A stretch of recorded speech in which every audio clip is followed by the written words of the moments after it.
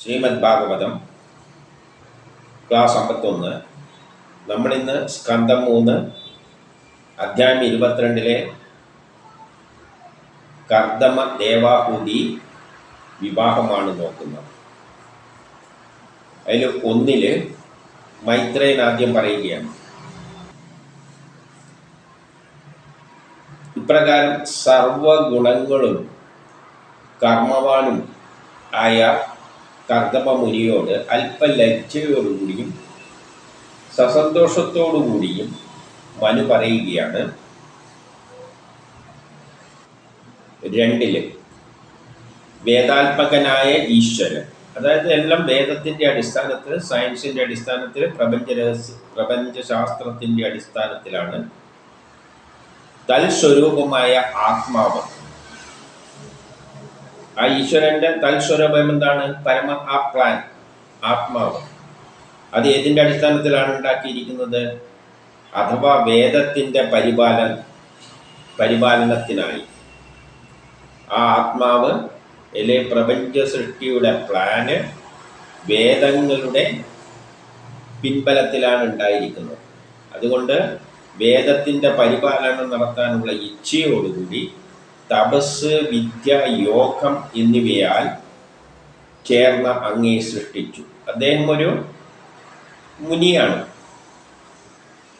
മറ്റേത് രാജാവാണ്, ഇതൊരു മുനിയാണ്. മുനി എന്ന് പറഞ്ഞാൽ ബ്രഹ്മത്തെ മനസ്സിലാക്കിയ,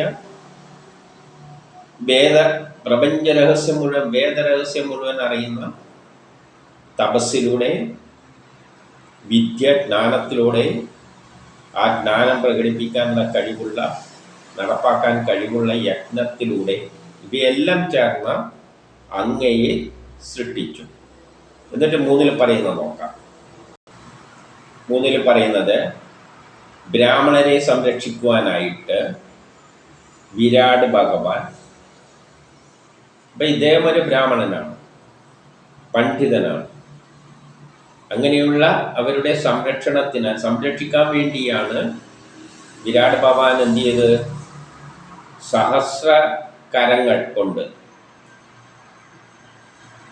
ആയിരക്കണക്കിന് കരങ്ങൾ. വിരാട് സ്വരൂപത്തിന്റെ പ്രത്യേകത പറഞ്ഞതാണ്. ആരെ സൃഷ്ടിച്ചു? ക്ഷത്രിയരെയും സൃഷ്ടിച്ചു. ആരാണ് ഈ ക്ഷത്രിയര്? ഈ പറയുന്ന മനു.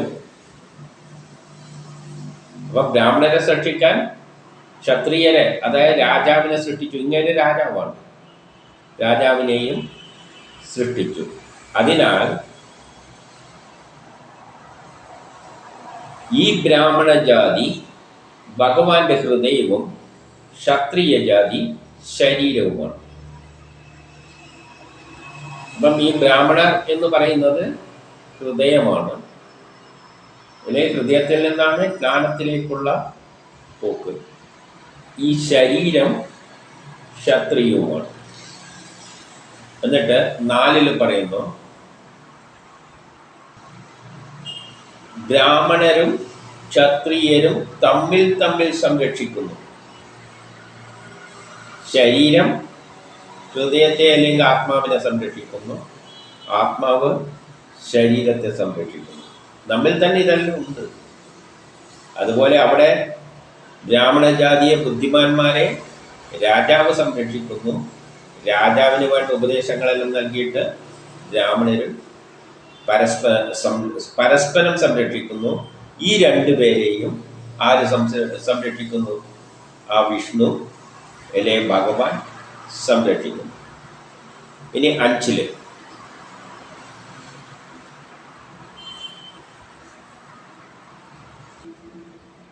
എന്താണ് മനു പറയുന്നതെന്ന് വെച്ചാൽ, അങ്ങയെ സന്ദർശിച്ചതോടുകൂടി എനിക്ക് ഈ കാര്യം വളരെ വ്യക്തമായി. ഈ പറഞ്ഞ, അതായത് ക്ഷത്രിയരെ ബ്രാഹ്മണരും, ബ്രാഹ്മണരെ ക്ഷത്രിയർ, അതായത് ബുദ്ധിയുള്ള ജനങ്ങളെ രാജാക്കന്മാരും, രാജാക്കന്മാരെ ബുദ്ധിയുള്ള ജനങ്ങളും പരസ്പരം സഹായിക്കുകയാണ്, സംരക്ഷിക്കുകയാണ്. അതെനിക്ക് ഇവിടെ വന്നപ്പോൾ മനസ്സിലായി. കാരണം എന്തുകൊണ്ടെന്ന് വെച്ചാൽ, ഞാനിവിടെ എത്തിയപ്പോൾ സർവജ്ഞനായ അങ്ങ് എൻ്റെ ധർമ്മത്തെ ചൊല്ലിത്തന്നു. അപ്പം വരുമ്പം തന്നെ ഈ കർദമുവിന് പറഞ്ഞു കൊടുത്തിരിക്കുന്ന എന്താണ്? അങ്ങയെപ്പോലെയുള്ള രാജാവില്ലെങ്കിൽ ലോകത്തിൽ അധർമ്മമായിരിക്കും ഉണ്ടാവുക. അങ്ങേപ്പോലെ രാജാവ് എന്തിനും ധൈര്യത്തിൽ ഇറങ്ങി തിരിച്ച് സംരക്ഷിക്കുന്ന രാജാവില്ലെങ്കിൽ ഇവിടെ അധർമ്മം പെരുകുമെന്നാണ് പറഞ്ഞു കൊടുത്തത്. അപ്പം രാജാവിൻ്റെ ധർമ്മം ഉപദേശിക്കുകയാണ് ചെയ്തത്. അതാണ് ക്ഷത്രിയൻ്റെ ബ്രാഹ്മണൻ്റെ ധർമ്മം. രാജാവിനെ ശരിയായ നിലയിൽ ശരി തെറ്റുകൾ മനസ്സിലാക്കിയിട്ട് ഉപദേശിക്കുകയാണ് ബുദ്ധിമാന്മാരുടെ ധർമ്മം. തെറ്റ് ചെയ്യുമ്പോൾ ചൂണ്ടിക്കാണിക്കുക തന്നെ വേണം. അത് അനുസരിച്ച് പ്രവർത്തിക്കുകയാണ് രാജാവിൻ്റെ ധർമ്മം. അതുകൊണ്ടാണ് മന്ത്രിസഭയെല്ലാം ഉള്ളത്. ഒരു ഭരണത്തിലെ ഭരണാധികാരികളെ സംരക്ഷിക്കാൻ എന്തുണ്ട്? മന്ത്രിസഭയുണ്ട്. മന്ത്രിസഭയിലുള്ളവർ ചിന്തിച്ചിട്ട് ഇങ്ങനെ പോകണമെന്ന് പറയും. എന്നിട്ട് ആരിൽ പറയുന്നു, അങ്ങയുടെ മംഗളമായ പാദധൂളി എന്നിൽ എൻ്റെ ശിരസിൽ കൊണ്ട് ആശീർവദിക്കുകയും ചെയ്തു. അതായത് അദ്ദേഹത്തിൻ്റെ ഈ സ്ഥലത്ത് വരുമ്പോൾ അങ്ങയുടെ സഞ്ചരിച്ച ആ സ്ഥലത്തുള്ള പാദധൂളികളെല്ലാം ഉണ്ടാവുമല്ലോ. അതായത് ഇദ്ദേഹത്തിൻ്റെ ശിരസിൽ ഇദ്ദേഹത്തെ അനുഗ്രഹിച്ചു എന്ന് പറയാണ്. ശിരസിൽ പതിക്കുമ്പോൾ അങ്ങ് രാജാവിനെ ആശീർവദിക്കുകയാണ് ചെയ്തത് എന്ന് പറയുകയാണ്. അതായത് ഇങ്ങേരുടെ സ്ഥലത്ത് വന്നപ്പോൾ, ഈ ബുദ്ധിമാന്മാരുടെ സ്ഥലത്ത് വരുമ്പോൾ അദ്ദേഹം സഞ്ചരിച്ച ഇടവഴിയിലെ പാദധൂളികളെല്ലാം അന്തരീക്ഷത്തിലുണ്ടാവുമല്ലോ. അപ്പോൾ അവിടെ അങ്ങേര് വരുമ്പം തന്നെ അദ്ദേഹത്തിൻ്റെ കിരീടത്തിൽ ആ പാദധൂളിയെല്ലാം ഏറ്റത് കൊണ്ട് എനിക്കത് ആശീർവാദമായിട്ട് ഞാൻ അതിനെ കാണുകയാണ്. അതായത് അങ്ങനെയുള്ളവരെ സന്ദർശിച്ചിട്ട് ഉപദേശങ്ങൾ തേടിയിട്ട് വേണം, ബുദ്ധിമാന്മാരുടെ ഉപദേശങ്ങൾ തേടിയിട്ട് വേണം രാജാക്കന്മാർ ഭരണം നടത്താൻ. കാരണം രാജാവ് എത്രയോ വലിയവനാണ്. പക്ഷെ വന്നിരിക്കുന്ന ആരടുത്താണ്? ബുദ്ധിമാനായ വേദപണ്ഡിതനായ കർദമൻ്റെ മുമ്പിലാണ്. എന്നിട്ട് 7 പറയുന്നു, അങ്ങയാൽ ഞാൻ അനുസരിക്കപ്പെട്ടു എന്നതും വലിയ ഭാഗ്യം തന്നെ. കമനീയമായ വാക്കുകൾ കേട്ടതും അങ്ങിൽ നിന്ന് പ്രധാനപ്പെട്ട വാക്കുകൾ കേട്ടതും ഭാഗ്യം തന്നെ. എന്നിട്ട് 8 പറയാണ്, പുത്രീ ക്ലേശത്താൽ പരിക്ലേശിച്ച പുത്രി ഇങ്ങനെ കല്യാണം കഴിക്കാതെ ഇരിക്കുമ്പോൾ പിതാവിനെന്തുണ്ടാവും? കുറച്ച് ക്ലേശങ്ങൾ ഉണ്ടാവും. എങ്ങനെയെങ്കിലും ആരെങ്കിലും പ്രധാനപ്പെട്ട ഒരു വ്യക്തിയുടെ കൈമേൽ പിടിച്ചേൽപ്പിക്കണമല്ലോ. അങ്ങനെയുള്ള ഹൃദയത്തോടുകൂടി അങ്ങ് എൻ്റെ വാക്കുകൾ കേൾക്കാൻ ആഗ്രഹിക്കുന്നു. അതുകൊണ്ട് എനിക്ക് ഇന്നാ പിടിച്ചോന്നും പറഞ്ഞ രാജാവിത ഇവരെ കെട്ടണമെന്നും പറഞ്ഞുകൊണ്ട് ഇവളെ കെട്ടണമെന്നും പറഞ്ഞല്ല വരുന്നത്. പറയുന്നതെന്താണ്? എനിക്ക് ഒരു മകളുണ്ട്, അവളെ ക്ലേശം കൊണ്ട് വേണ്ടപ്പെട്ട ഒരാളെ തലയിൽ ഏൽപ്പിക്കേണ്ടതാണ്. അതുകൊണ്ട് ക്ലേശിച്ച് ഞാൻ പറയുന്നത് കേൾക്കണം എന്ന നിലയിൽ താണുകേടിട്ടാണ് പറയുന്നത്. അല്ലാതെ രാജാവെന്ന നില ഭാവത്തിൽ വന്ന് ഞാൻ രാജാവിൻ്റെ എൻ്റെ മോളയുണ്ട് വേണം എനിക്ക് തരാൻ അങ്ങനെയൊന്നും അല്ല സംസാരിച്ചിരിക്കുന്നത്. എന്നിട്ട് 9 പറയുന്നത്, എൻ്റെ പുത്രിയും പ്രിയംവദൻ ഉത്താനപാദൻ എന്നിവരുടെ സഹോദരിയുമായ ഇവൾ പ്രായം, ശീലം, ഗുണം എന്നിവയാൽ യോജിച്ച വരനെ തിരയുകയാണ്. ഇവിടെ ബന്ധുക്കളെയെല്ലാം പറഞ്ഞതിൻ്റെ ശേഷം പ്രായം വെച്ചും ശീലം വെച്ചും ഗുണം വെച്ചും. പ്രായത്തിന് യോജിച്ചതായിരിക്കണം. ശീലം സമാന ശീലങ്ങൾ യോജിച്ചവരായിരിക്കണം.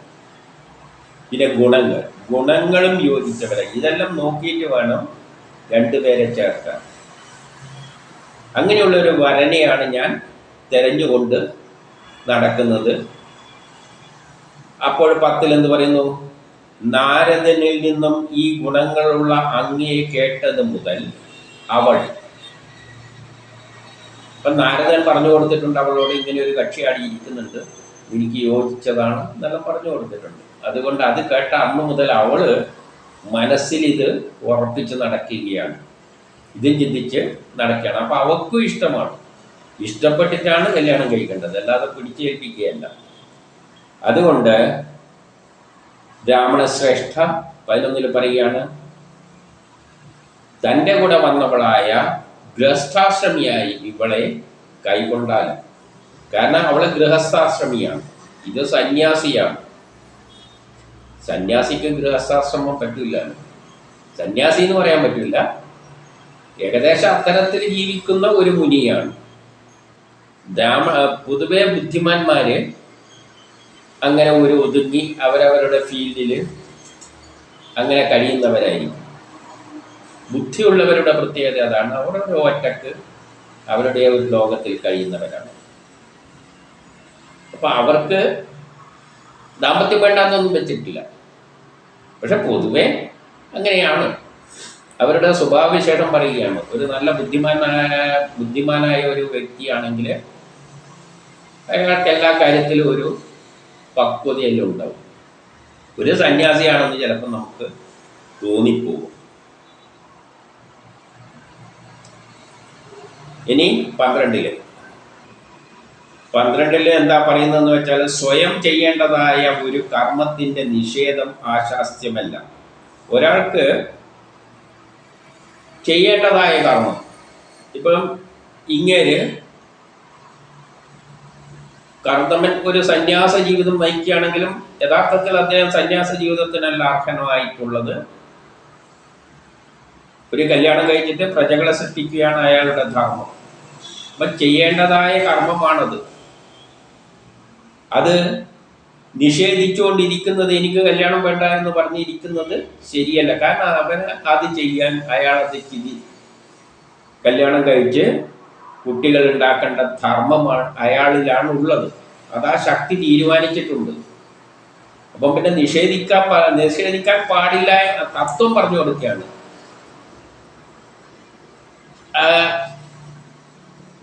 നിഷേധം ആശാസ്യമല്ലല്ലോ, പിന്നെ ആസക്തിയുള്ളവന് പറയേണ്ടതില്ലല്ലോ. ഇദ്ദേഹത്തിനാണെങ്കിൽ ആസക്തിയുണ്ട്, ഇദ്ദേഹത്തിന് കല്യാണം കഴിക്കാൻ വേണ്ടിയിട്ടുള്ള തപസ് തന്നെയാണ് ഇരിക്കുന്നത്. ഏതോ പറ്റിയൊന്നിനെ കിട്ടിയിട്ട് പ്രജകളെ ഉണ്ടാക്കാൻ വേണ്ടിയിട്ട്. അതുകൊണ്ട് ഇവിടെ അങ്ങനത്തെ പ്രശ്നങ്ങളൊന്നും ഇല്ല. അല്ലാതെ അങ്ങ് സന്യാസവും കൊണ്ട് പോകുന്ന കക്ഷിയൊന്നും അല്ല, കല്യാണത്തിന് വേണ്ടി തന്നെ ഇരിക്കുകയാണ്. ഇനി 13 എന്നിട്ട് 13 എന്താ പറയുന്നതെന്ന് വെച്ചാൽ, സ്വയം വന്നു ചേരുന്ന ഉദാരനെ, ഒരാൾ ഉദാര മനസ്കരോടുകൂടി നമ്മളെ സമയം, നമുക്കെന്തോ ഒന്നിൻ്റെ ആവശ്യമുണ്ട്. ഒരാൾ സ്വയം വന്നിട്ട് നമ്മളോട് പറയുകയാണ്, ഇതാ എനിക്ക് വേണ്ട സംഗതി. അത് അനാദരിച്ചിട്ട് വല്ല പിശുക്കനെയും ചെന്ന് കണ്ടിട്ട് ചോദിക്കുക എന്ന് വെച്ചാൽ ഇയാൾ ഇങ്ങോട്ട് കൊണ്ടുതരാൻ തയ്യാറായിരിക്കണം. അതിന് പകരം വല്ലവൻ്റെയും അടുത്ത് പോയിട്ട് കാല് പിടിച്ചിട്ട് മോളെ കെട്ടിച്ചേരണേ എന്ന് ചോദിക്കുന്നത് എത്ര മഹത്വമുള്ളവനാണെങ്കിലും അവൻ്റെ കീർത്തി ക്ഷയിക്കും. അപ്പോൾ ഒരാളെ തൃപ്തിയോടുകൂടി ഇപ്പോൾ ഇയാൾക്ക് ഒരു വിവാഹം വേണം, മോളെയും കൊണ്ട്, രാജാവാണ് വരുന്നത്, മോളെയും കൊണ്ട് വന്നിട്ട് ഇതാ എൻ്റെ മോളെ എടുത്തോന്ന് പറയുമ്പോൾ അത് ധിക്കരിച്ചിട്ട് അനാദരിച്ചിട്ട് വേറെ വല്ല പിശുക്കൻ്റെ ഇവനെ കാണുമ്പോൾ ഇവനെ തീരെ ഇഷ്ടമില്ല, എന്നാലും പോയി കാല് പിടിച്ചിട്ട് അവളെ കെട്ടിച്ചേരുമോ എന്ന് ചോദിക്കുന്നതിനും നല്ലത്. അത് എത്ര മഹാനായാലും അത് അധപ്പതനമേ സംഭവിക്കുള്ളൂ. അതുകൊണ്ട് ഇഷ്ടമുള്ളത് സന്തോഷത്തോടു കൂടി തരുന്നത് സ്വീകരിക്കുന്നതാണ് നല്ലത്. എന്നിട്ട് 14 പറയാണ്, ഞാൻ അങ്ങ് വിവാഹം കഴിക്കാൻ ഒരുക്കത്തോടു കൂടി ഇരിക്കുന്നതാണെന്ന് കേട്ടിട്ടുണ്ട്. അങ്ങ് വിവാഹത്തിന് വേണ്ടി കാത്തിരിക്കുകയാണെന്ന് ഞാൻ കേട്ടിട്ടുണ്ട്. അതേസമയം ഒരു പരിധി വരെ ബ്രഹ്മചര്യം അനുഷ്ഠിക്കുന്നവരുമാണ്. ബ്രഹ്മചര്യം അനുഷ്ഠിച്ചുകൊണ്ട് തന്നെയാണ് അങ്ങ് ഇരിക്കുന്നത് എനിക്കറിയാം. അതേസമയം വിവാഹം കഴിക്കാൻ തയ്യാറായിട്ടിരിക്കുന്നതുമാണെന്ന് ഞാൻ മനസ്സിലാക്കുന്നു. അതുകൊണ്ട് എന്ത് വേണം? അതുകൊണ്ട് എന്നാൽ നൽകപ്പെടുന്ന ഇവളെ സ്വീകരിച്ചാലും. അപ്പോഴേ കർദമൻ പറയുകയാണ്, ശരിയാണ്, ഞാൻ വിവാഹം കഴിക്കാൻ ആഗ്രഹിച്ചുകൊണ്ട് തന്നെയാണ് ഇരിക്കുന്നത്. അങ്ങയുടെ മകളെയും വേറെ ആർക്കും ഉറപ്പൊന്നും കൊടുത്തതായിട്ടില്ല. അതായത് അങ്ങയുടെ മകളും വേറെ ആരെയും മനസ്സ് കണ്ടുവെക്കുകയോ അല്ലെങ്കിൽ വേറെ ആർക്കെങ്കിലും വാക്ക് കൊടുത്തിട്ട് കാത്തിരിക്കുന്നയോ അങ്ങനെയൊന്നും അല്ല എന്നും എനിക്കറിയാം. അതുകൊണ്ട് ഈ വിവാഹബന്ധം നമ്മൾ ഇരുവർക്കും അനുയോജ്യമാണ് താനും. കാരണം രണ്ടുപേരും ഇഷ്ടപ്പെട്ടിട്ട് തന്നെയാണ്. അതുകൊണ്ട് 16 പറയുന്നു, അങ്ങയുടെ മകളുടെ ആഗ്രഹവും നിറവേറട്ടെ. അവളുടെ മകളുടെ ആഗ്രഹം കൂടിയാണ് ഈ വിവാഹം നടക്കണമെന്ന്. ഇത്രയും സുന്ദരിയായ അങ്ങയുടെ മകളെ ആർ തന്നെ ആദരണീയന ആഗ്രഹിക്കാതിരിക്കില്ല. അങ്ങയുടെ മകളും സുന്ദരി തന്നെയാണ്, ആരും ആഗ്രഹിക്കും. 17 പറയാണ്, ചിലമ്പൊലിയാൽ അലങ്കൃതമായ പാദവും, കാലില് ചിലങ്കെല്ലാം അണിയിച്ചിട്ടാണോ വന്നത്, ആ പാദവും ചഞ്ചലമായ മിഴികളും, ആ മിഴികളുടെ പ്രത്യേകതയെല്ലാം വർണ്ണിക്കുകയാണ്. ഉള്ള ഇവളെ കണ്ടിട്ട് വിശ്വവാസു തൻ്റെ വിമാനത്തിൽ മയങ്ങി വീണതായിട്ട്, ബഹിരാകാശത്തിലും വിമാനങ്ങളിൽ സഞ്ചരിക്കുന്നവർ പോലും ഇവളെ സൗന്ദര്യം കണ്ടിട്ട് വീണുപോയി എന്നാണ് പറയുന്നത്. അത്രയും സുന്ദരിയാണെന്ന് പറയുകയാണ്.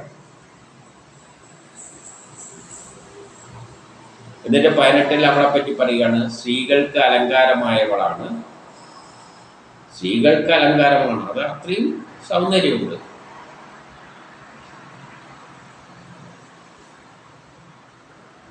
ശ്രീദേവിയുടെ പാദസേവ ചെയ്തവര്, അപ്പൊ ശ്രീദേവിയെ കണ്ടവര്, ശ്രീദേവിയാണ് ഏറ്റവും സുന്ദരിയായിട്ട് ഇവിടെ വർണ്ണിക്കുന്നത്. അത് കഴിഞ്ഞാലുള്ളതിൽ അത്രയും ഏകദേശം സൗഭാഗ്യവതിയാണ്, അതിനടുത്ത് സൗഭാഗ്യവതിയാണ് ഇവള്. പിന്നെ മനുവിൻ്റെ ഓമന മകളാണ്, ഉത്താനപാദന്റെ ഉടപ്പിറന്നവളാണ്,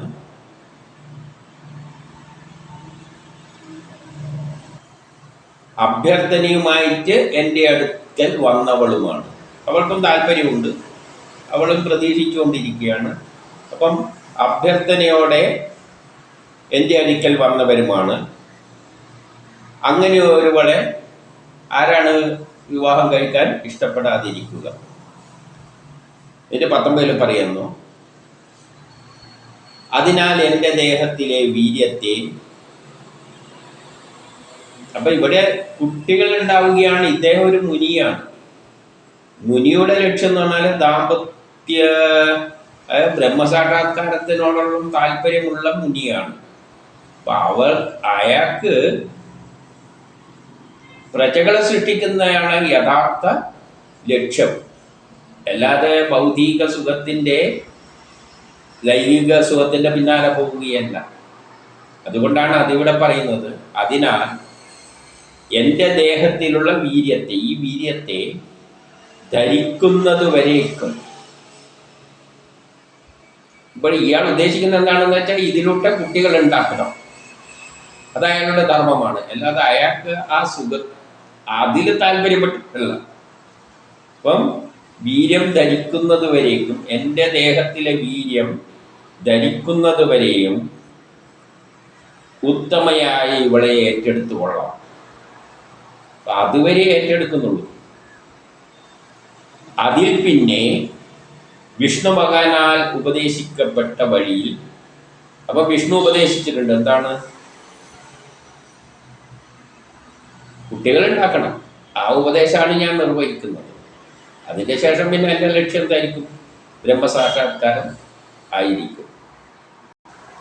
അപ്പം അത് കഴിഞ്ഞിട്ട് ഹിംസാരഹിതമായിട്ട്, ഹിംസകളിലൊന്നും താല്പര്യമില്ലാതെ ജ്ഞാനയോഗത്തിൽ കൂടി ശമദാദികളായ ധർമ്മങ്ങളെ അനുഷ്ഠിച്ചുകൊണ്ട് കഴിയുവാനാണ് ഞാൻ ആഗ്രഹിക്കുന്നത്. അപ്പം കുട്ടികളെ ജനിപ്പിക്കുക എന്നൊരു ധർമ്മം എനിക്കുണ്ട്. അത് വിഷ്ണുവിൻ്റെ ആഗ്രഹമാണ്. അത് പ്രകാരമായിട്ട് അവളെ സ്വീകരിക്കുന്നു. അങ്ങനെ കുട്ടികൾ ഉണ്ടായിക്കഴിഞ്ഞു കഴിഞ്ഞാൽ ഞാൻ പിന്നെ എന്ത് വഴിക്ക് പോകും? എൻ്റേതായ ആ വഴി, ബ്രഹ്മസാക്ഷാത്കാരം എന്ന വഴിയിലൂടെ ഞാൻ പോകും. ഇതാണ് ഇവിടെ പറയുന്നത്. ഇനി 20 അതിനുള്ള കാരണവും പറയുന്നു. അത്ഭുതകരമായി ഈ പ്രപഞ്ചം യാതൊന്നിൽ നിന്നുണ്ടായോ? അപ്പൊ ആ ശ്രീഹരിയിൽ നിന്നാണ് ഈ പ്രപഞ്ചം ഉണ്ടായത്. യാതൊരാൾ അതിനെ പരിചരിക്കുന്നു, ഉണ്ടാക്കിയതിൻ്റെ ശേഷം കുറെ കാലം പരിപാലിക്കും. പിന്നെ ആരിൽ ഇത് വിലയം പ്രാപിക്കുന്നു, പിന്നെ കുറെ കാലം കഴിഞ്ഞ് കഴിഞ്ഞാൽ അതിൻ്റെ വിലയും പ്രാപിക്കും. ആ ശ്രീഹരി എനിക്ക് ഏറ്റവും വലിയ പ്രമാണമാണ്. അപ്പം എൻ്റെ ജീവിതത്തിൻ്റെ ലക്ഷ്യം എന്ന് പറഞ്ഞാൽ ആ ശ്രീഹരിയാണ്. അല്ലാതെ ഇങ്ങനെ കല്യാണം കഴിച്ച് ദാമ്പത്യത്തിൽ ആ ഒരു ലൈംഗികതയിൽ അകപ്പെട്ടുകൊണ്ട് ജീവിക്കുകയല്ല എൻ്റെ ലക്ഷ്യം. എൻ്റെ ധർമ്മമാണ് ഞാൻ നിറവേറ്റാൻ പോകുന്നത്. അതായത് പ്രജകൾ ഉണ്ടാകണം. ഇനി 21 എന്നിട്ട് 21 മൈത്രേയൻ പറയുകയാണ്, കർദമൻ ഇത് പറഞ്ഞ ശേഷം ശ്രീഹരിയെ ഉള്ളിൽ കരുതിക്കൊണ്ട് മൗനം അവലംബിച്ചു. ഇത്രയും പറഞ്ഞിട്ട് ശ്രീഹരിയെ ചിന്തിച്ചുകൊണ്ട് അദ്ദേഹം മൗനം അവലംബിച്ചു. അപ്പോൾ പുഞ്ചിരിയോടുകൂടി ശോഭിതമായ മുഖത്താൽ മനുപുത്രി ദേവാഹൂതിയുടെ ഹൃദയത്തിൽ പ്രലോഭിപ്പിക്കപ്പെട്ടു. അവളുടെ ഹൃദയം ഇതെല്ലാം കേട്ടപ്പോൾ പ്രലോഭിപ്പിക്കപ്പെട്ടു എന്ന് പറയുകയാണ്. 22 മനു അതനുസരിച്ച് ഈ സംഭാഷണത്തിൻ്റെ അടിസ്ഥാനത്തിൽ പത്നിയുമായും പുത്രിയുമായും അഭിപ്രായം ആരാഞ്ഞ ശേഷം, ഇവർ തമ്മിലുള്ള സംഭാഷണമെല്ലാം കേൾക്കുന്നുണ്ടല്ലോ, പുത്രിയും കേൾക്കുന്നുണ്ട്, ഭാര്യയും കേൾക്കുന്നുണ്ട്, പത്നിയും കേൾക്കുന്നുണ്ട്. അപ്പോൾ അവരുടെ എല്ലാ അഭിപ്രായം ഗതി മനസ്സിലാക്കിയ ശേഷം പുത്രി എന്ത് ചെയ്തു? കർദമന് ദാനം ചെയ്തു. ഇനി 23 ചക്രവർത്തിയായ മനുവിൻ്റെ പത്നി ശതരൂപ എന്ത് ചെയ്തു? വധൂവരന്മാർക്ക് വേണ്ട വസ്ത്രങ്ങൾ, ആഭരണങ്ങൾ, ഗ്രഹോപകരണങ്ങൾ, പുതിയ ഒരു ജീവിതം ആരംഭിക്കാൻ പോകുകയില്ലേ, അതുകൊണ്ട് കുറേ ഗ്രഹോപകരണങ്ങളും എല്ലാം മുതലാവയെല്ലാം സന്തോഷത്തോടു കൂടി അവർക്ക് നൽകി. എന്നിട്ട് 24-25 പിതാവ് എന്ത് ചെയ്തു? പുത്രിയെ 2 കൈകൊണ്ടും ആശീർവദിച്ചു. അവളുടെ വിയോഗം പൊറുക്കാൻ കഴിയാത്തതായിരുന്നു. കാരണം കൂടെ ഇത്രയും കാലം കൂടെ താമസിച്ച മകളാണല്ലോ. അപ്പം ഇനിയിപ്പം വിയോഗം ഉണ്ടാകുമ്പോൾ അയാൾക്കത് താങ്ങാൻ കഴിഞ്ഞില്ല. കണ്ണുനീർ ചൊരിഞ്ഞുകൊണ്ടിരുന്നു. ഓമനെ എന്നെല്ലാം വിളിച്ചുകൊണ്ട് കണ്ണുനീര് ചൊരിഞ്ഞപ്പോൾ അയാളുടെ കണ്ണുനീരെല്ലാം ഈ മുടിയിൽ മുഴുവൻ നനഞ്ഞു എന്നാണ് പറയുന്നത്. പിന്നെ 26 ആ മുനിയോട് യാത്ര പറഞ്ഞ് സരസ്വതി നദിയുടെ കരയിലാണല്ലോ ഇയാളുടെ ആശ്രമം.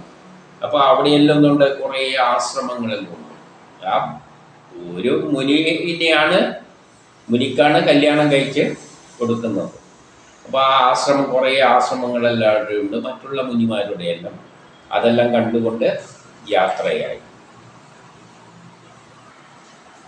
28 പറയുകയാണ്, പ്രജാപാലകനായ അദ്ദേഹം നാട്ടിൽ തിരിച്ചെത്തിയപ്പോൾ അദ്ദേഹത്തിൻ്റെ രാജ്യത്ത്, ഇതിങ്ങ് ആശ്രമത്തിലുള്ള സ്ഥലത്തല്ലേ വന്നിരിക്കുന്ന, തിരിച്ചങ്ങോട്ടെത്തിയപ്പോൾ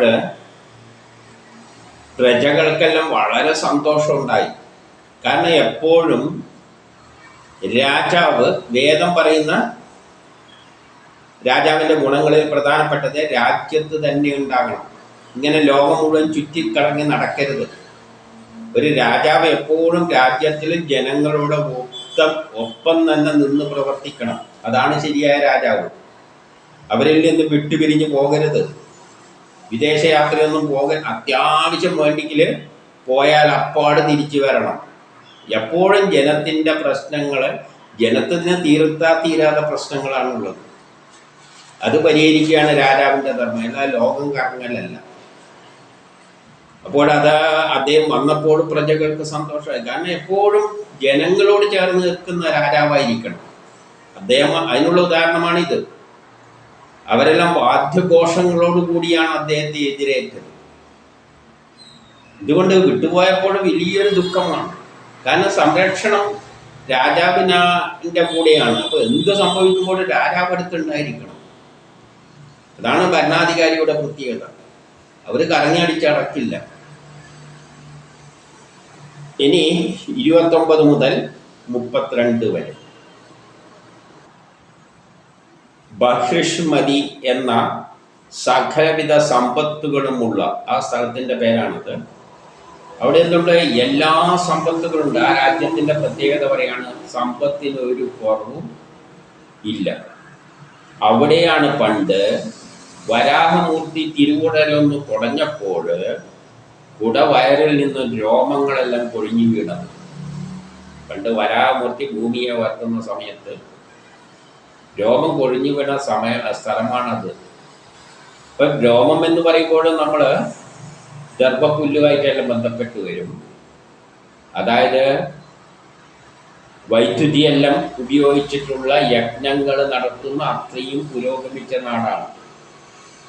ഗർഭപുല്ല് എന്നെല്ലാം പറയുമ്പോൾ ഞാൻ മുമ്പേ പറഞ്ഞു കഴിഞ്ഞു, വൈദ്യുതി ഉൽപ്പാദിപ്പിക്കുന്നതിനുള്ള കമ്പികളെയാണ് ഇവിടെ ഗർഭപുല്ലായിട്ട് ചിത്രീകരിക്കുന്നത് പലതരം.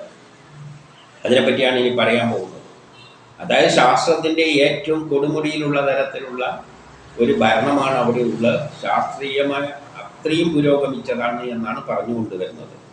അപ്പം ഈ രോമങ്ങൾ കൊഴിഞ്ഞു വീണു, വരാഹമൂർത്തിയുടെ രോമങ്ങൾ കൊഴിഞ്ഞു വീണു. അതാണ് ദർഭപ്പുല്ലായിട്ട് ഇനി പറയാൻ പോകുന്നത്. കുശദർഭകളും ആറ്റുദർഭകളും അധികമുള്ള ആ ദർഭകളാൽ ഋഷിമാർ യജ്ഞങ്ങൾ നടത്തി. ആ ദർഭ ഉപയോഗിച്ചിട്ട് ഋഷിമാരെല്ലാം യജ്ഞങ്ങൾ നടത്തുന്നു. വൈദ്യുതി ഉപയോഗിച്ചിട്ട് യജ്ഞങ്ങൾ നടത്തുകയാണ്. എന്നിട്ട് എന്ത് ചെയ്യുന്നു? യജ്ഞവിഘ്നകാരികളെ പരാജയപ്പെടുത്തുന്നു. യജ്ഞത്തെ തടസ്സം സൃഷ്ടിക്കുന്ന എല്ലാ തടസ്സങ്ങളെയും മറികടന്നുകൊണ്ട് അത്രയും വലിയ പുരോഗമിച്ച ഒരു രാജ്യമാണ് എന്ന് പറഞ്ഞു വെക്കുകയാണ്, ദേശമാണതെന്ന് പറഞ്ഞു വെക്കുകയാണ്. യാതൊരിടത്ത് മനുചക്രവർത്തി ദർഭ വിരിച്ച് യജ്ഞങ്ങൾ നടത്തി. ദർഭ വിരിച്ചിട്ട് യജ്ഞങ്ങൾ നടത്തുക എന്നാൽ വൈദ്യുതിയുടെ സഹായത്താൽ, ഏറ്റവും പുരോഗമിച്ച വൈദ്യുതിയുടെ സഹായത്താൽ യജ്ഞങ്ങൾ നടത്തി ശ്രീ മഹാവിഷ്ണുവിനെ യജിക്കുന്നുവോ. കാരണം എല്ലാ കർമ്മങ്ങളും ആർക്ക് വേണ്ടിയാണ്? ആ മഹാവിഷ്ണുവിന്. അതിലൂടെയാണ് ലോകം പുരോഗമിക്കുന്നത്. അപ്പം അത്രയും നല്ലൊരു രാജാവാണെന്ന് പറയുന്നത് കഥയിലൂടെ പറയല്ലേ, ആ തരത്തിൽ അതിനെ കണ്ടാൽ മതി. അവിടെ എത്തിച്ചേർന്നിട്ട് ഭവനത്തിൽ പ്രവേശിച്ച് മക്കളോടും ഭാര്യയോടുമൊത്ത് എന്ത് ചെയ്തു? ഭോഗസുഖങ്ങൾ. ഈ സൗഭാഗ്യമുണ്ടെങ്കിൽ രാജാവിന് എന്ത് ചെയ്യാം? ആ ഭോഗസുഖങ്ങൾ അനുഭവിക്കാം. പക്ഷെ എന്ത്? പുരുഷാർത്ഥങ്ങൾക്ക് കോട്ടം തട്ടാത്ത വിധം. ധർമ്മം, അർത്ഥം, കാമം, മോക്ഷം, ഇതിനൊന്നും കോട്ടം വരാത്ത തരത്തിൽ അനുഭവിക്കാൻ യോഗമുള്ളത് രാജാവിന് അനുഭവിച്ചുകൊണ്ട്, അല്ലാതെ ഒന്നിനും അടിമപ്പെട്ടിട്ടല്ല. ഈ 4 ഗുണങ്ങളും അതിൻ്റേതായ റേഷ്യോയിൽ ഉൾക്കൊണ്ടുകൊണ്ട് തന്നെയാണ് അദ്ദേഹം ആ ഭോഗസുഖങ്ങൾ അനുഭവിച്ചത്. ഇനി 33, 34, 35 അവിടെ എന്തുണ്ട്? ജനങ്ങളോടുകൂടിയ ഗായകരുണ്ട്. അതായത് കലാപരമായ അത്രയും ഒരു രാജ്യത്തിൻ്റെ വളർച്ച എന്ന് പറയുന്ന കാര്യങ്ങളാണ് ഇവിടെ പറയുന്നത്. സ്ത്രീജനങ്ങളോടുകൂടിയ ഗായകർ, സ്ത്രീകളും എല്ലാം കലാഫീൽഡിലെല്ലാം ശോഭിക്കുന്നവരാണ്.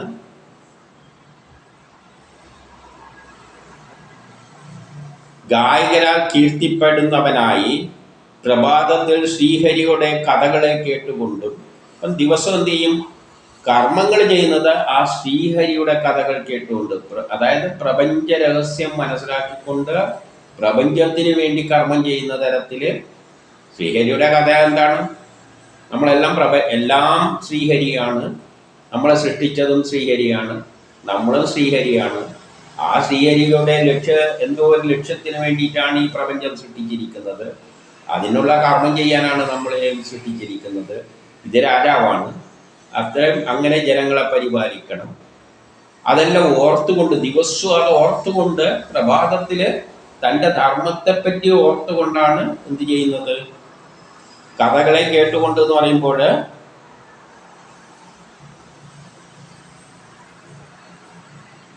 അത് ഓർത്തുകൊണ്ട് ഇച്ഛക്കൊത്ത ഭോഗ സാമഗ്രികളുമായി ഭോഗത്തിനുള്ള എല്ലാ ഭോഗവസ്തുക്കൾ, പ്രപഞ്ചത്തിൽ എന്തെല്ലാം ഭോഗസുഖങ്ങളുണ്ടോ അതെല്ലാം വസ്തുക്കളും അവിടെ ഉണ്ടാക്കിക്കൊണ്ട് തന്നെ. കാരണം രാജാവാണ്, രാജാവിന് ആത്മീയമല്ല പറഞ്ഞിരിക്കുന്നത്. രാജ്യത്തിൽ ഭോഗസുഖങ്ങൾ അനുഭവിക്കാനുള്ള വഴികൾ എന്തെല്ലാം ആവശ്യമുണ്ടോ അതെല്ലാം സജ്ജമാക്കിക്കൊണ്ട്, അതേസമയം ആ ഭോഗവസ്തുക്കൾക്ക് മനസ്സിനെ വ്യതിചലിപ്പിക്കുവാൻ ആകാത്ത വിധത്തിലാണ്. പക്ഷേ ഭോഗസുഖങ്ങളിൽ ഉണ്ടെങ്കിലും അദ്ദേഹം എന്താകുന്നില്ല, ആ ഭോഗവസ്തുക്കളിൽ രാജാവെന്ന നിലയിൽ ആ ഭോഗവസ്തുക്കളിൽ ആസക്തനാകുന്നില്ല. തൻ്റെ ശരിയായ ധർമ്മത്തിൽ നിന്ന് വ്യതിചലിക്കുന്നില്ല. സുഖത്തിൻ്റെ പിന്നാലെ അദ്ദേഹം പോകുന്നില്ല. എല്ലാ ഭൗതിക സുഖങ്ങളും നേടാൻ തന്നെയാണ് അദ്ദേഹം ശ്രമിക്കുന്നതെങ്കിലും അദ്ദേഹം അതിൽ അടിമയായി മാറുന്നില്ല. അതേസമയം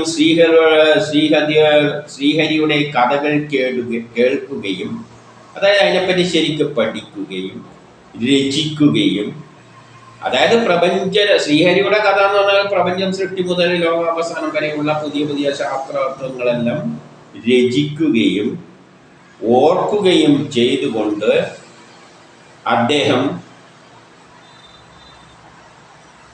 അദ്ദേഹത്തിൻ്റെ ഓരോ നിമിഷവും അങ്ങനെ ഓർത്തുകൊണ്ടാണ് അദ്ദേഹം കർമ്മം ചെയ്തത്. അങ്ങനെയുള്ള അദ്ദേഹത്തിൻ്റെ ഓരോ യാമങ്ങളും നിസ്സാരമല്ലാതായിരുന്നു. അദ്ദേഹം ഓരോ യാമവും ഇത്തരത്തിൽ എന്തെങ്കിലും കർമ്മം ചെയ്തുകൊണ്ടാണ് ഇരുന്നിരുന്നത്. എല്ലാ വിഷയങ്ങളും പഠിക്കുക, എഴുതുക, ജനങ്ങളെ പരിപാലിക്കുക, ഭൗതിക സുഖങ്ങൾ എത്രമാത്രം ഉണ്ടാക്കാൻ പറ്റുമോ അതെല്ലാം ഉണ്ടാക്കിയിട്ട് ജനങ്ങൾക്ക് കൊടുക്കുക. പക്ഷേ അതിൽ പെട്ടുപോകരുത്, ആ ഭൗതിക സുഖത്തിൽ മനസ്സ് പെട്ട് പോകരുത്. അങ്ങനെയാണ് അദ്ദേഹം രാജ്യം ഭരിച്ചത്. ഇനി 36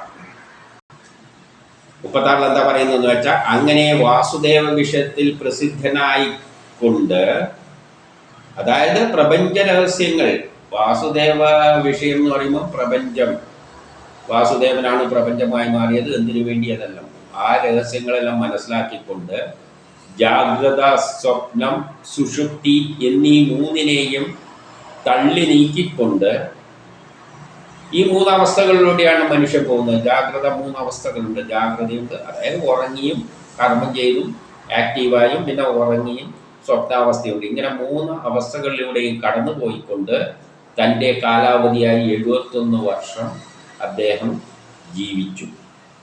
71 വർഷം അദ്ദേഹം ലോകത്തെ പരിപാലിച്ചു. എൻ്റെ 37 എന്നിട്ട്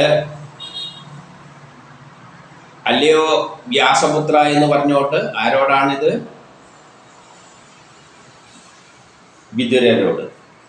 വിതുരരോട് പറയുകയാണ്, ദേഹം, മനസ്സ്, അന്തരീക്ഷം, ശീതോഷ്ണം എന്നിവയാലുള്ള ക്ലേശങ്ങളൊന്നും ശ്രീഹരിയെ ആശ്രയിക്കുന്നവന് അനുഭവപ്പെടില്ല. അപ്പൊ എന്ത് തന്നെ തണുപ്പോ അന്തരീക്ഷമോ ഏത് തരത്തിലുള്ള പ്രശ്നങ്ങൾ ഉണ്ടായാലും, ശരീര പ്രശ്നങ്ങളോ ഒന്നും തന്നെ ശ്രീഹരിയെ ആശ്രയിച്ചുകൊണ്ട്, ഇങ്ങനെ ലോക നന്മക്കായി ചിന്തിച്ചുകൊണ്ട് അതിനായിട്ട് കർമ്മം ചെയ്യുന്നവനെ ഇങ്ങനെയുള്ള ദുഃഖങ്ങളൊന്നും അകറ്റുകയില്ല. കാരണം എല്ലാം അതിനു വേണ്ടി ചെയ്യുകയാണ്. നമുക്ക് വേണ്ടിയാകുമ്പോഴാണ് ഈ ദുഃഖമെല്ലാം ഉണ്ടാകേണ്ടത്. അദ്ദേഹം വേറെ എന്താണ് ചെയ്തത്? എപ്പോഴും സർവപ്രാണികളുടെയും ഹിതാനുവർത്തിയായി വർത്തിച്ചുകൊണ്ട് എല്ലാ പ്രാണികൾക്കും ഗുണം ചെയ്യുവാൻ വേണ്ടിയാണ് അദ്ദേഹം വർത്തിച്ചത്. മുനിമാരാൽ പ്രേരിതമായിട്ട് ബുദ്ധിമാന്മാരായ ജനങ്ങളിൽ നിന്നും ഉപദേശങ്ങൾ സ്വീകരിച്ചുകൊണ്ടും മാനവരാശിയുടെ സർവ്വസാധാരണമായ എല്ലാ ധർമ്മങ്ങളെയും, വർണ്ണാശ്രമധർമ്മങ്ങൾ പോലെയുള്ള എല്ലാ ധർമ്മങ്ങളും, മനുഷ്യൻ അനുഷ്ഠിക്കേണ്ട ഓരോ കാലഘട്ടത്തിൽ അനുഷ്ഠിക്കേണ്ടതായ ധർമ്മങ്ങളെ പറ്റിയെല്ലാം ഉപദേശിച്ചു കൊടുത്തുകൊണ്ട്, ജനങ്ങളെ ഉപദേശിച്ചു കൊണ്ടുമാണ് അദ്ദേഹം രാജ്യം ഭരിച്ചത്. അങ്ങനെ 39 പറയാണ്, അങ്ങനെ ആദിമ രാജാവായ മനുവിൻ്റെ ആശ്ചര്യകരമായ കഥ, ആദ്യത്തെ രാജാവ് മനു, അദ്ദേഹത്തിൻ്റെ ജീവിതം എന്ന് പറഞ്ഞാൽ ആശ്ചര്യകരമാണ്. ആ ആശ്ചര്യകരമായ ആദ്യത്തെ രാജാവിൻ്റെ ആ കഥ ഞാനിവിടെ വർണ്ണിക്കപ്പെട്ടു. ഇനി അദ്ദേഹത്തിൻ്റെ പുത്രി ദേവാഹൂതിയുടെ പ്രഭാവത്തെ ഇനി പറഞ്ഞു തരാം, അത് കേട്ടുകൊള്ളുക എന്ന് പറഞ്ഞുകൊണ്ട് ഈ അധ്യായം ഇനി ദേവാഹൂതിയുടേത്. അദ്ദേഹത്തിൻ്റെ കാര്യമെല്ലാം പറഞ്ഞു. ആദ്യത്തെ രാജാവിൻ്റെ അവസ്ഥ എങ്ങനെയാണ് രാജ്യം ഭരിക്കേണ്ടത് ഒരു രാജാവ്, ഇതെല്ലാം ഉപദേശ രൂപത്തിൽ പറയുന്നത്. യഥാർത്ഥത്തിൽ പ്രജകളൊന്നും ഉണ്ടായിട്ടില്ലേ, അത് ചിന്തിച്ചോളണം. ഇതെല്ലാം പ്രേരക ശക്തിയാണ്. ആ ശക്തിയാണ് ലോകത്തെ ഭരിക്കാൻ പോകുന്നത്, ജനങ്ങളെയെല്ലാം സൃഷ്ടിക്കാൻ പോകുന്നത്. അതും ഒരു ഭരണം തന്നെയാണ്. ആ ശക്തിയുടെ, മനു എന്ന ആ പ്രേരക ശക്തിയുടെ ഭരണമാണ് ആരംഭിച്ചിരിക്കുന്നത്. അതിലൂടെയാണ് ഈ തലമുറകൾ ഉണ്ടാകാൻ പോകുന്നത്. അതും ഒരു ഭരണം തന്നെയാണ്. ഭരണം എന്ന് പറഞ്ഞാൽ മനുഷ്യൻ തന്നെ ഇന്ന് ഭരിക്കുന്നത് മാത്രമൊന്നുമല്ലല്ലോ ഭരണം. അത് ഭരണം എന്ന് പറഞ്ഞാൽ അതിൽ നിന്നാണ് ഇനിയുള്ളതെല്ലാം ചിട്ടപ്പെടുത്തി എന്താണോ പരമാത്മാവിൻ്റെ പ്ലാൻ, ആ പ്ലാൻ അനുസരിച്ചിട്ടുള്ള കാര്യങ്ങൾ നടപ്പാക്കി കൊണ്ടുപോകുന്നതിന് പിന്നിലുള്ള ആ ശക്തി, ആദ്യത്തെ ശക്തിയാണ് ആയിട്ട് മനുവിനെ കാണുന്നത്. അത് എല്ലാ ധർമ്മങ്ങളും പരിപാലിച്ചു കൊണ്ടുപോകുന്ന, ഭോഗസുഖങ്ങളിൽ വീഴാതെ അതേസമയം അനുഭവിക്കേണ്ടതെല്ലാം അനുഭവിച്ചുകൊണ്ട് തന്നെയാണ് ആ ശക്തിവിശേഷം ആക്ട് ചെയ്യുന്നത്.